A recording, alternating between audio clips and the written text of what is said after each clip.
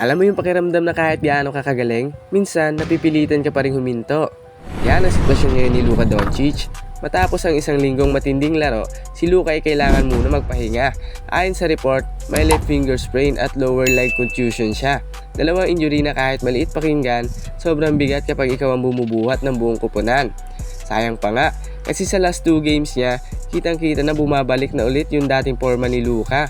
Ang ganda ng takbo ng laro, agresibo, confident at halatang balik na balik ang kondisyon ng katawan. Sa huling laban pa nga, sinubukan na ulit niyang dumakdak. Bagay na matagal na nating hindi nakikita sa kanya. Parang sinyales na I'm back na sana si Luka. Pero minsan talaga ay kahit gaano kakahanda, may mga pagkakataong kailangan tumigil sandali. Walang long-term concern sa injury, pero kailangan niyang magpahinga at least 1 week bago siya ma-re-evaluate. At habang nagpapahinga siya, malaking hamon to para sa Lakers na mag-adjust at mag-step up sa loob ng court.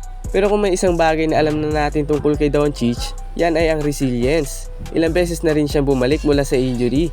At sa bawat pagbabalik niya, mas malakas, mas matalino at mas determinado siya.